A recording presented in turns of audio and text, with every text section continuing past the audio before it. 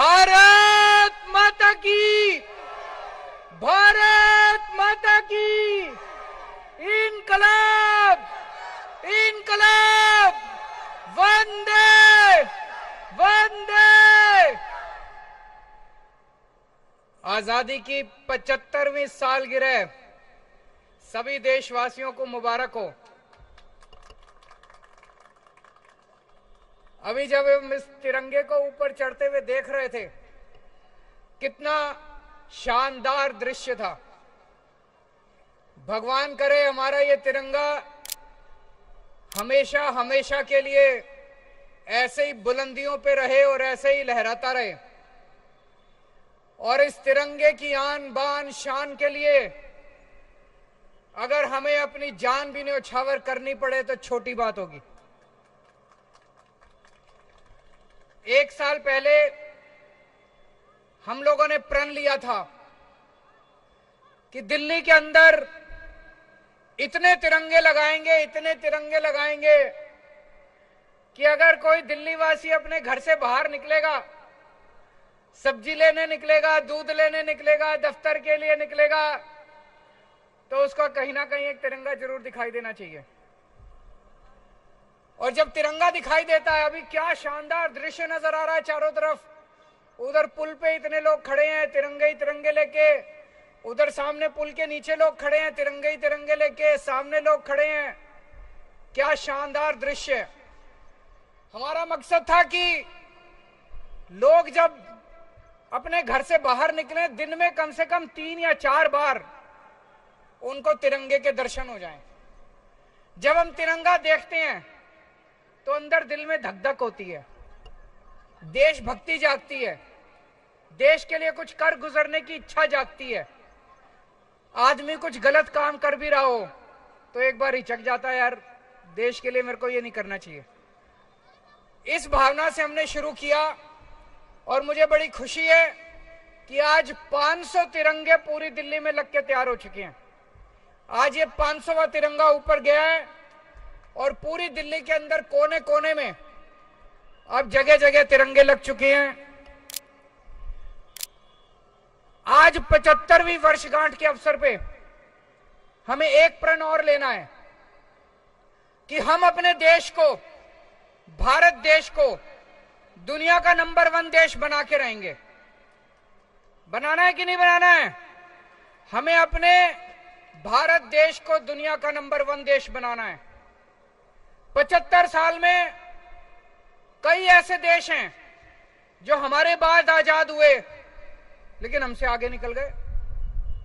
कई ऐसे देश हैं जो द्वितीय विश्व युद्ध में ध्वस्त हो गए, जापान, जर्मनी, खत्म हो गए थे देश, हमसे आगे निकल गए। क्यों भाई? हमारे में क्या कमी है? सब कुछ है। दुनिया के सबसे इंटेलिजेंट लोग भारत में रहते हैं, सबसे इंटेलिजेंट। सर्वे करा के देख लो, मैं बड़ी जिम्मेदारी के साथ कह रहा हूं, दुनिया के सबसे इंटेलिजेंट लोग भारत में रहते हैं, सबसे मेहनती लोग भारत में रहते हैं। फिर हम पीछे क्यों रह गए? इसीलिए इस 75वीं वर्षगांठ के अवसर पे हम सब लोगों को प्रण लेना है, जो भी करना पड़े हम अपने देश को आगे बढ़ाएंगे। कैसे बढ़ेगा देश आगे? हमारे देश के अंदर आज इतने बच्चे हैं, इतने सारे बच्चे हैं, उनको अच्छी शिक्षा नहीं मिलती। क्यों? गरीबों के बच्चे हैं। पूरे देश के अंदर कई ऐसे सरकारी स्कूल हैं जिनका बेड़ा गर्क है। कई ऐसे सरकारी स्कूल हैं जो बिल्कुल खंडर बने पड़े हैं। दिल्ली में भी पहले यही हाल था। दिल्ली में हमने सरकारी स्कूल अच्छे कर दिए, शानदार कर दिए। तो दिल्ली में हो सकता है तो पूरे देश में भी हो सकता है।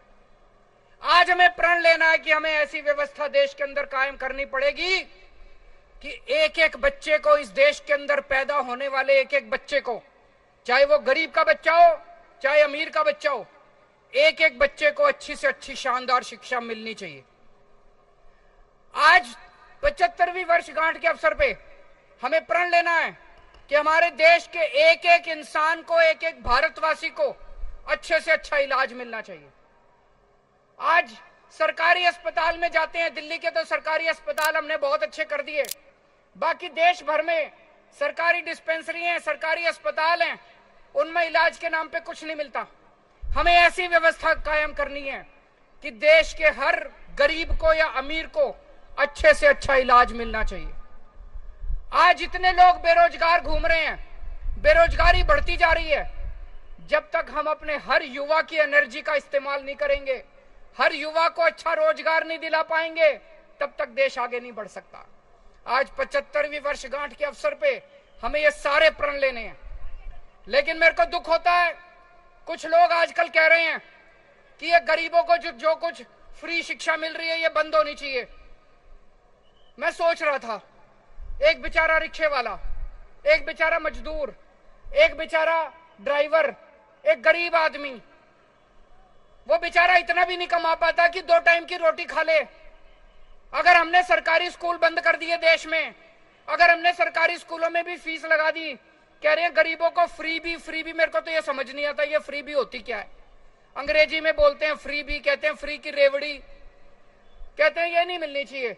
गरीबों को फ्री शिक्षा नहीं मिलनी चाहिए, या तो सरकारी स्कूल बंद कर दिए जाएं और या फिर सरकारी स्कूलों में फीस लगा दी जाए। फिर गरीब बच्चे कहां जाएंगे अगर सरकारी स्कूलों में फीस लगा दोगे तो? गरीब बच्चे कहां जाएंगे अगर सरकारी स्कूल बंद कर दोगे तो? वैसे ही हमारे देश के अंदर गरीबों के बच्चों को ठीक से शिक्षा नहीं मिलती। अगर सरकारी स्कूल भी बंद कर दिए, हमारे देश में 70 से 80% बच्चे अनपढ़ रह जाएंगे। ये बिल्कुल नहीं होना चाहिए। आज आजादी के 75 साल के अवसर पे हमें कसम खानी है कि हमारे देश के हर बच्चे को अच्छी शिक्षा मिलनी चाहिए। हर बच्चे को अच्छी शिक्षा, चाहे गरीब का हो चाहे अमीर का हो। हम दुनिया में 39 देश, अमीर देश ऐसे हैं 39, जहां पे सारे बच्चों को फ्री शिक्षा मिलती है, चाहे अमीर का हो चाहे गरीब, सबको फ्री शिक्षा मिलती है, अच्छी शिक्षा मिलती है। वो अमीर देश कैसे बने? वो इसीलिए बने क्योंकि उन्होंने अपने बच्चों को अच्छी शिक्षा दी। और हम कह रहे हैं हम अपने बच्चों की शिक्षा बंद कर देंगे, सरकारी स्कूल बंद कर देंगे, पैसे लेंगे बच्चों को पढ़ाने के। ये क्या बात हुई? अब ये बात चल रही है कि सारे सरकारी अस्पताल बंद कर देने चाहिए, दवाइयों के पैसे लेने चाहिए, गरीबों से इलाज के पैसे लेने चाहिए। एक बेचारा गरीब आदमी, अगर उसके घर में कोई सीरियस बीमारी हो गई, वो तो इलाज ही नहीं करा पाएगा, प्राइवेट अस्पतालों में कहां घूमेगा वो? तो ये नहीं होना चाहिए। हमारे देश में हर भारतवासी को, इस देश में अगर पैदा हो, उसके बच्चे को अच्छी शिक्षा का फंडामेंटल राइट होना चाहिए। उसके घर के लोगों को इलाज का फंडामेंटल राइट होना चाहिए, रोजगार का फंडामेंटल राइट होना चाहिए। ये इसको फ्री भी और फ्री की रेवड़ियां नहीं कहना चाहिए। हम सब लोगों को मिलकर आज प्रण लेना पड़ेगा कि 75 साल बीत गए, अब और नहीं बर्दाश्त करेंगे। अब तो भारत को दुनिया का नंबर 1 देश बना के रहेंगे। भारत माता की